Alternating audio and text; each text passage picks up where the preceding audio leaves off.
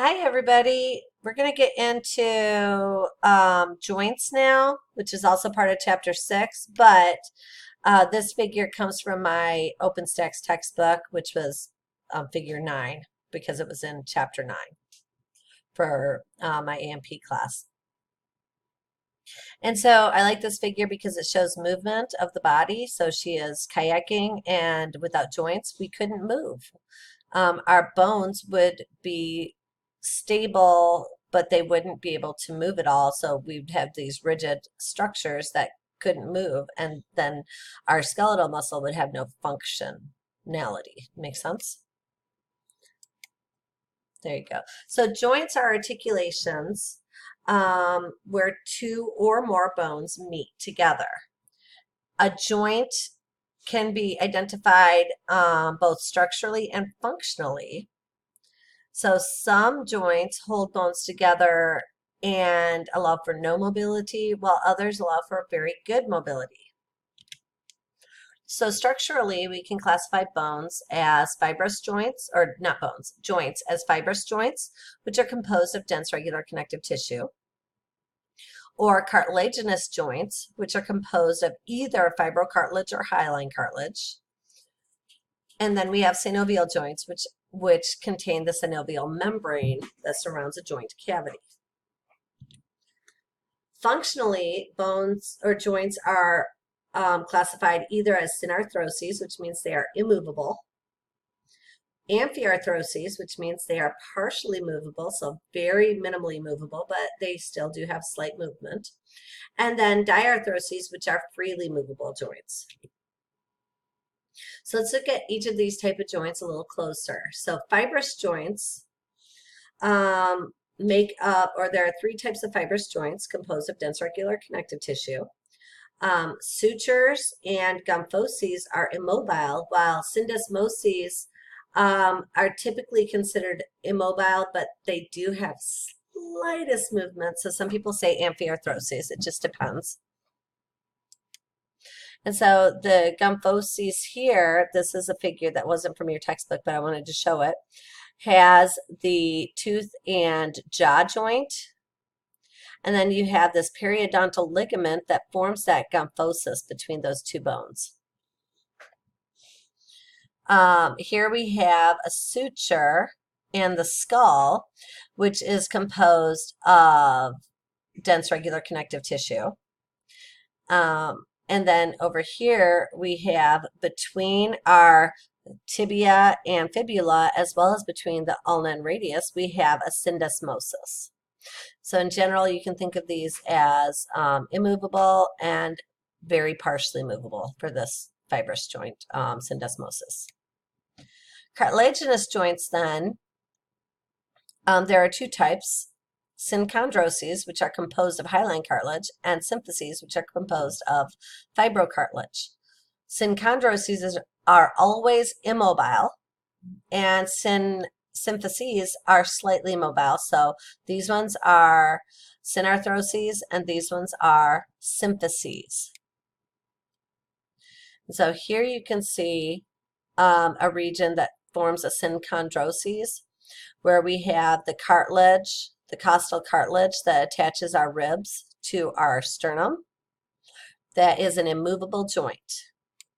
Here we have the intervertebral discs, which are formed by fibrocartilage, and these are called symphysis. These are partially movable, or amphiarthrosis. And then here's another symphysis, the pubic symphysis, which is also an amphiarthrosis formed of fibrocartilage. Synovial joints, which are the ones we typically spend the majority of our time on, are our freely movable joints. They contain a joint cavity. They have synovial fluid. They have a synovial membrane. And they allow for movement of the bones. And so here's an example, which is the shoulder joint. Synovial joints, because they are movable, have to have more protection. So we have a bursae that surround those joints. Bursae are fibrous sacs that just protect the joint itself. The bursae have synovial fluid within them, and a tendon sheath is an elongated bursae. So here you can see bursa, and the bursa again have synovial fluid in them. Here's an elongated bursa called a tendon sheath that just protects those ligaments and those tendons that hold the joint together as well.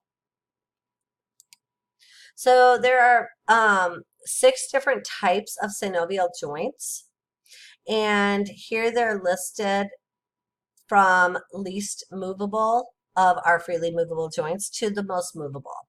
So planar joints are joints that have very minimal movement. We find planar joints where we just have a gliding motion in our carpal and our tarsals, so between the carpals and tarsals. Hinge joints have movement where you have like around the elbow joint where you have that hinge movement. Pivot joints allow for movement around one axis still, but we have a pivoting motion. Condylar and saddle joints have more than one action they can do, and then ball and socket joints have the majority of the action that can occur.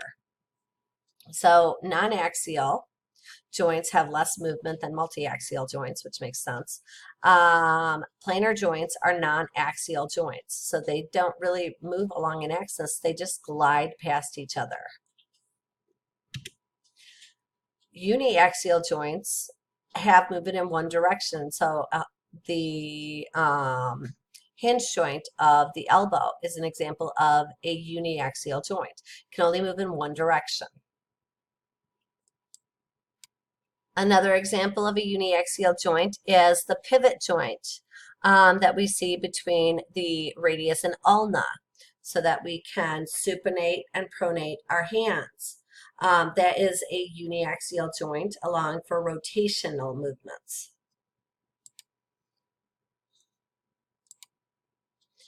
So biaxial joints are joints that can move in 2 different directions, so they move on 2 different axes. Our metacarpal phalangeal joints are biaxial joints. We can spread our fingers outwards, and we can also bend our fingers down to our palms. So that's 2 different axes. Another biaxial joint is the saddle joint. So the metacarpal phalangeal joint is called a condylar joint. A saddle joint is, we only have 2, and this would be the metacarpal carpal joint of the thumb. And so with our thumb, we're able to move outwards and back in, as well as towards our palm and back out. So we even have some rotational movement there that we're able to do because of that.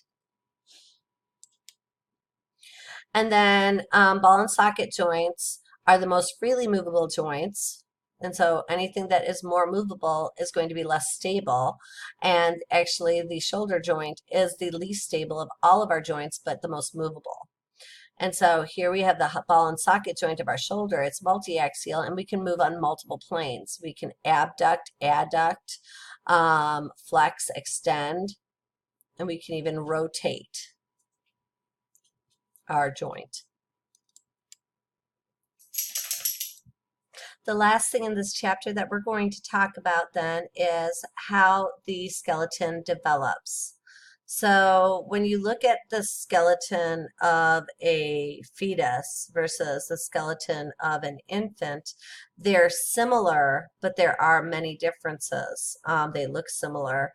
They have the same structure, they have the same shape, but structurally they are composed of different tissues. So the earliest skeleton that we have is going to be composed of cartilage and mesenchyme.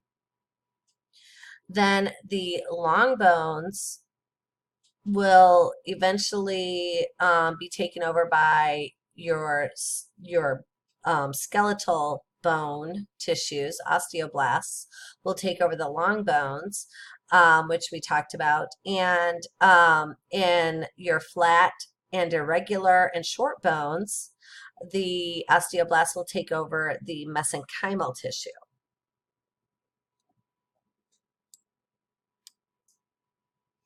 So this is a fetal skull. A fetal skull and an infant skull then is going to have more bones associated with it because there's a lot more spaces in between until they ossify completely. And some of these regions are called fontanelles. These fontanelles actually stay in place until children are between 6 months and 2 years old. So these fontanelles will start to close off.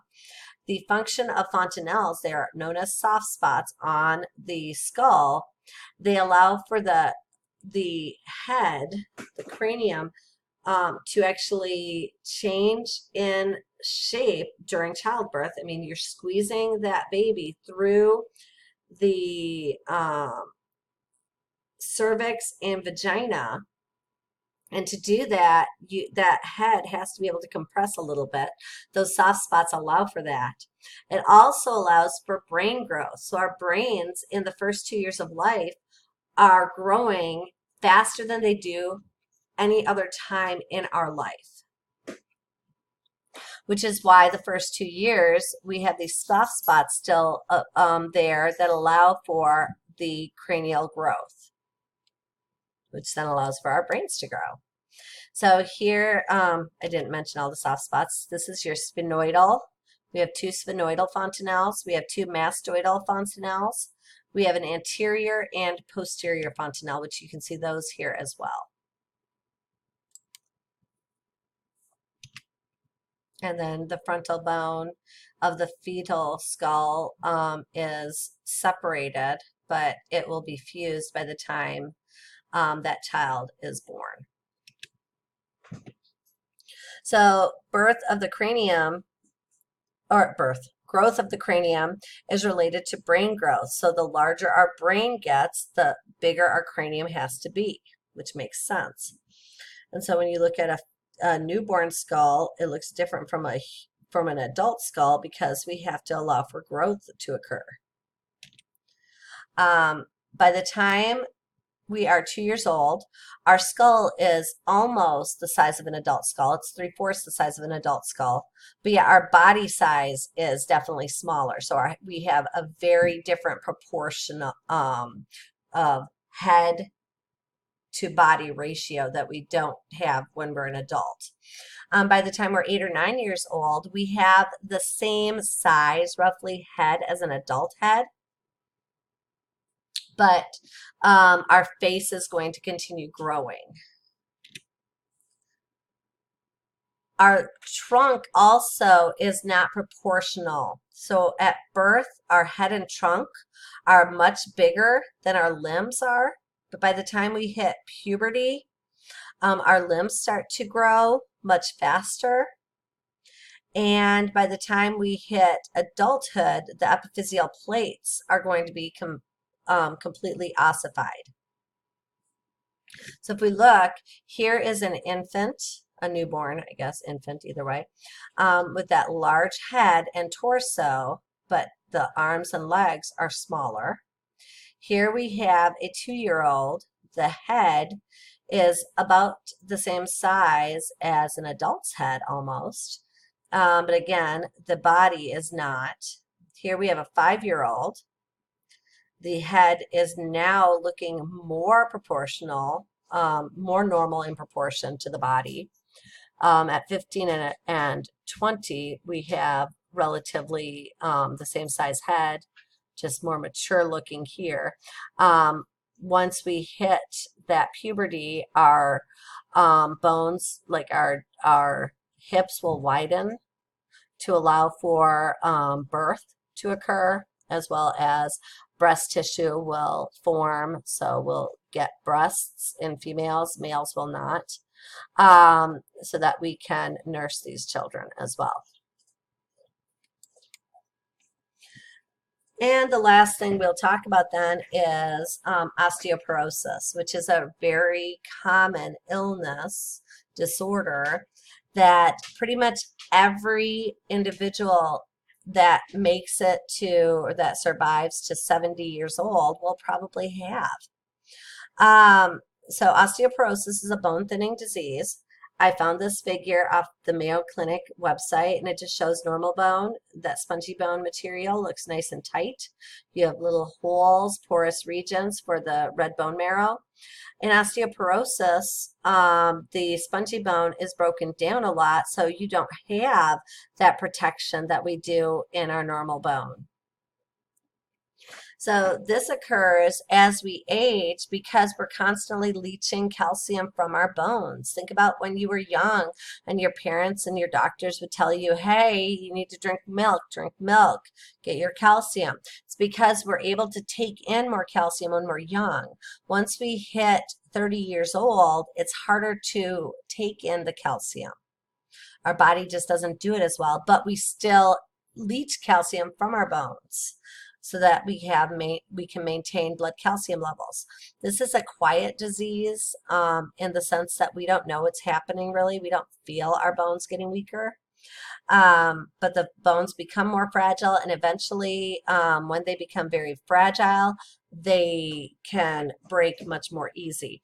Females are more prone to severe osteoporosis than males because once we stop having our menstrual cycle, estrogen decreases in amounts, and that causes our bone density to decrease as well because estrogen helps in maintaining bone density. Males have testosterone that helps maintain their bone density, and testosterone doesn't decrease. So here is an adult female at age 40. You can see the nice vertebral column. In osteoporosis, as women age, as men age too, they can get this little hunch here caused by the bones compressing together, and it gets worse and worse with age. That's one problem, but other problems, of course, would be the easily breakable bones that you have as well. So I'm going to stop here. This is the last slide. So we are done with chapter 5. And I will post these videos shortly through Edpuzzle, of course.